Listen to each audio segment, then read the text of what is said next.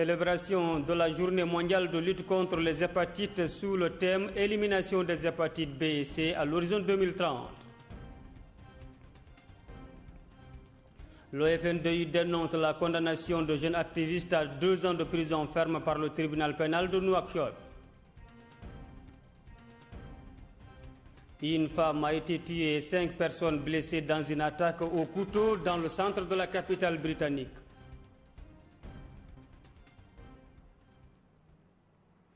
Bonsoir à vous tous et bienvenue dans ce journal.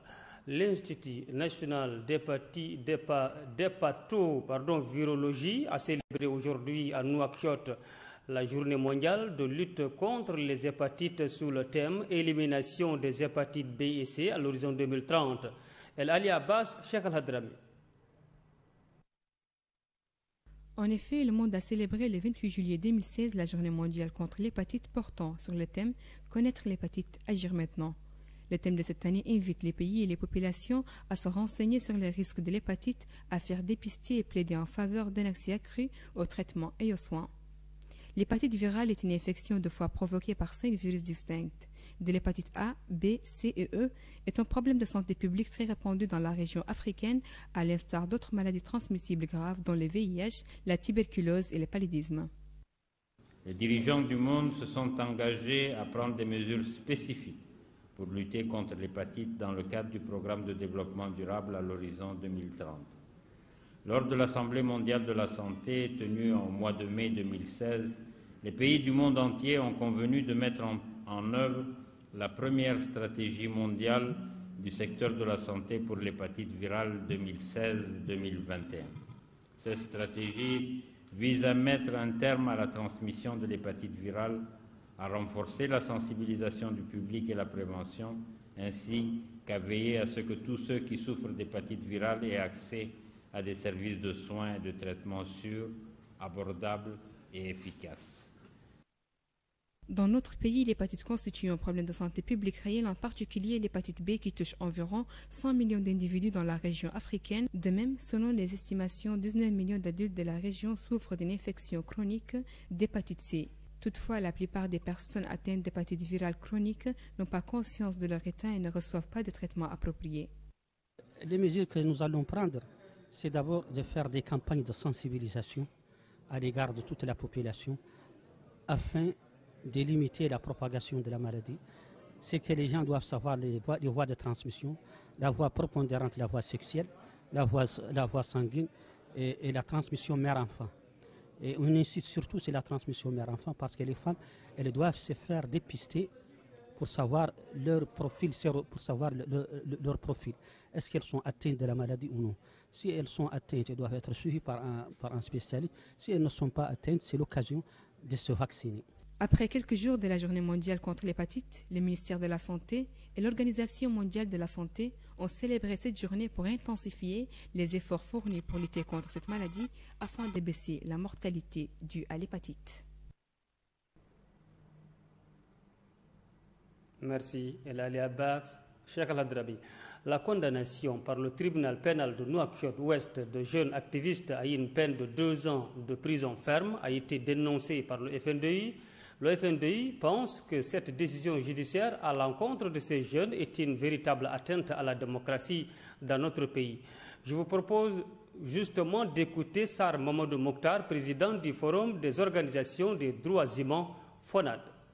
De façon arbitraire, hier, en tout cas, il y a l'ouverture, mais c'est surtout le qui vont être jugés. Qu'est-ce qu'ils ont fait? Une manifestation des populations paisibles qui habitaient dans des kebabs. Les autorités auraient pu, de façon pacifique, régler cette question. Mais malheureusement, tel n'est pas le cas. En tout cas, le régime nous a habitués à ce genre de trucs. Des personnes, je ne suis pas juristes, qui ont été arrêtées 2 jours après les événements, chez eux, et disent qu'ils sont pris en flagrant délit. On n'a jamais vu ça qu'en Mauritanie.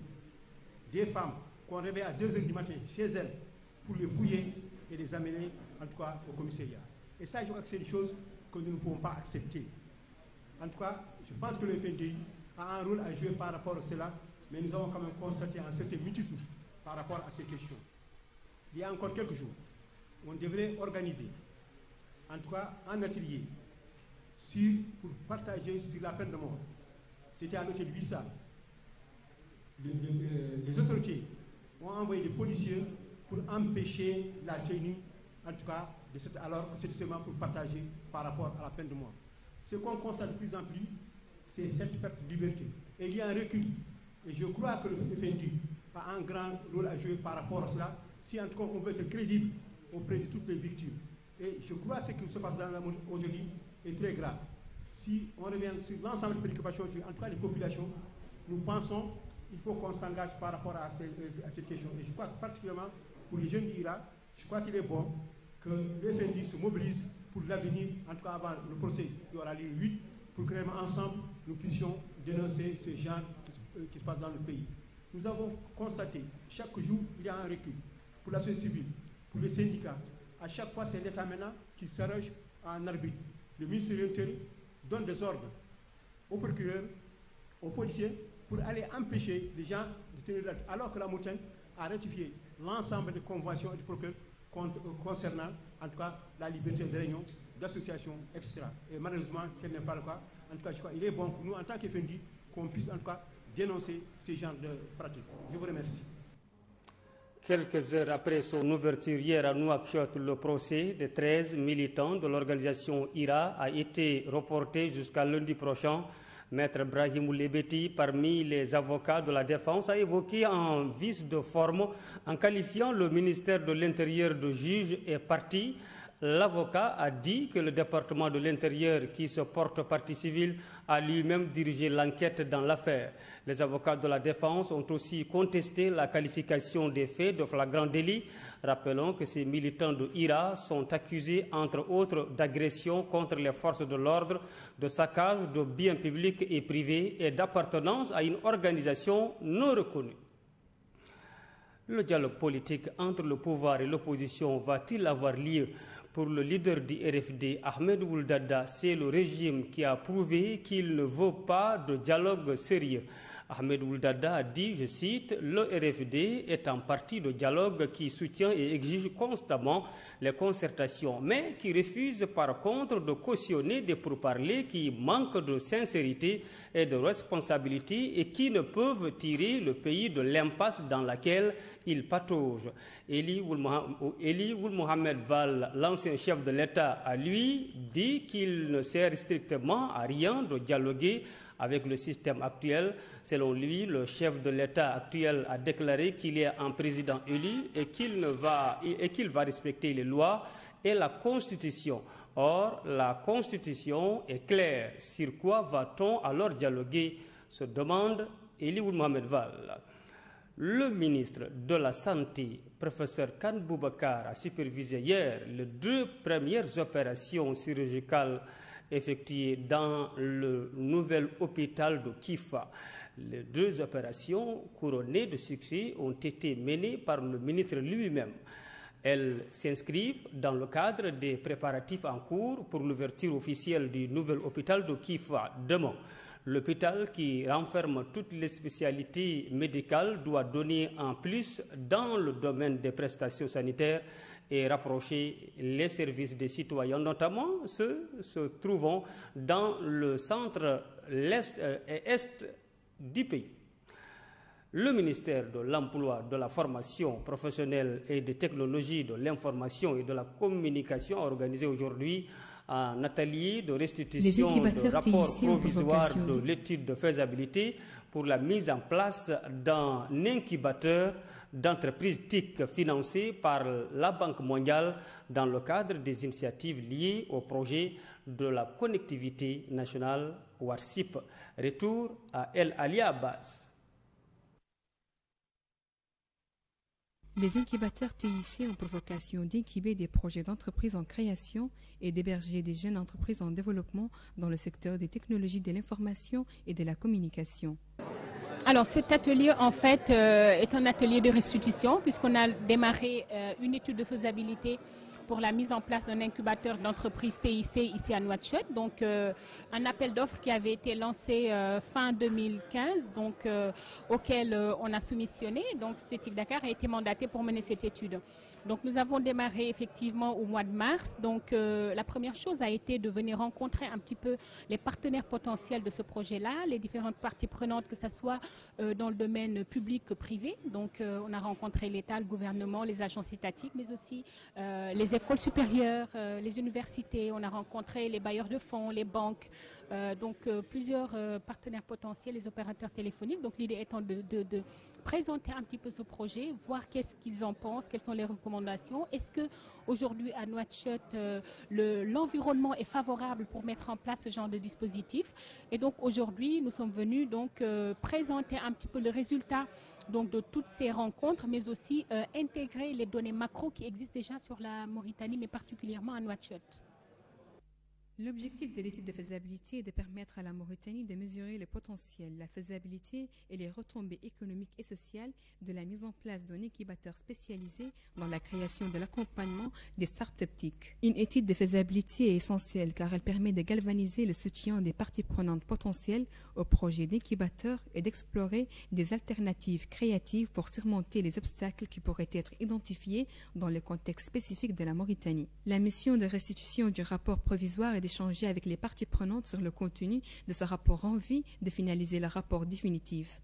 En plus de cet atelier, la mission comprend des réunions de travail avec l'ensemble des acteurs mauritaniens concernés par le projet d'incubateur. Elle permettra d'échanger sur le contenu proposé du rapport en vue d'intégrer les dernières recommandations des différentes parties. Alors l'atelier aujourd'hui, exactement, c'est un atelier de restitution d'une étude pour la mise en place d'incubateurs en Mauritanie. En fait, dans le domaine des technologies de l'information et de la communication, l'activité se base surtout sur les ressources humaines et sur le savoir-faire. Donc le pays dispose de savoir-faire, nous disposons de personnel qualifié, mais la contrainte majeure souvent qui empêche le développement d'entreprises, c'est la difficulté pour les jeunes qui ont une idée mais qui n'ont pas une compétence dans la création d'entreprises, la difficulté à créer une entreprise et à la faire vivre. Statistiquement, la plupart des sociétés créées disparaissent à très court terme, en général en moins de 3 ans. Sauf quand on met en place tout un dispositif, donc quand on met en place un climat favorable, c'est-à-dire par exemple, juste à titre d'exemple, l'appui juridique, quand on a par exemple, on met à la disposition des jeunes ayant des idées, des bureaux, de l'Internet haut débit, un appui juridique pour les statuer, pour savoir comment traiter certains problèmes, une sorte de coaching aussi, ça permettrait aux idées de vraiment se concrétiser et aux entreprises de résister et donc de devenir de plus grandes entreprises. Le mot-clé aujourd'hui pour le développement économique, c'est l'entrepreneuriat et l'innovation. Il faudrait donc mettre en place un climat qui permet tout ça. Les principaux objectifs de la mise en place d'un incubateur consistent à aider à surmonter les premières étapes de la création et du développement des petites entreprises qui sont connues comme étant les plus difficiles dans la vie, d'un projet commercial ainsi que pour stimuler l'innovation, l'esprit d'entreprise, la création d'opportunités d'investissement et de contribuer à la création de possibilités d'emplois nouveaux pour attirer les jeunes et augmenter leur niveau de production. Elaya Abbas, merci beaucoup. Et puis, le ministère de l'Éducation nationale a rendu public aujourd'hui le résultat définitif de la session complémentaire du baccalauréat 2016. Série mathématiques, sciences naturelles, lettres modernes et lettres originelles. Hors de chez nous, qui dirige Boko Haram? La question reste ouverte après que l'hebdomadaire de propagande du groupe État islamique, dont les djihadistes nigérians se revendiquent, a présenté Abou Moussab al-Barnawi comme le nouveau chef de sa branche ouest-africaine. Il y aurait donc eu du changement, mais la publication de cette interview a fait réagir Aboubakar Chekaoui, le chef historique de Boko Haram. Dans un message audio, affirme qu'il est toujours présent. Un homme de 19 ans dont l'état de santé mentale reste à déterminer a tué une personne hier nuit à Londres et en a blessé 5 autres dans une attaque à l'arme blanche. Il a été arrêté par les forces de l'ordre quelques instants après. Une femme d'une 60aine d'années de nationalité américaine a succombé à ses blessures. Les 5 personnes blessées sont des nationalités australiennes, américaines, israéliennes et britanniques. Voilà, c'est la fin de ce journal, mais avant de quitter, le rappel des titres. Célébration de la journée mondiale de lutte contre les hépatites sous le thème « Élimination des hépatites B et C à l'horizon 2030 ». Le FNDI dénonce la condamnation de jeunes activistes à 2 ans de prison ferme par le tribunal pénal de Nouakchott. Une femme a été tuée et 5 personnes blessées dans une attaque au couteau dans le centre de la capitale britannique. Merci pour votre fidélité. Restez avec nous. Bonsoir à toutes et à tous.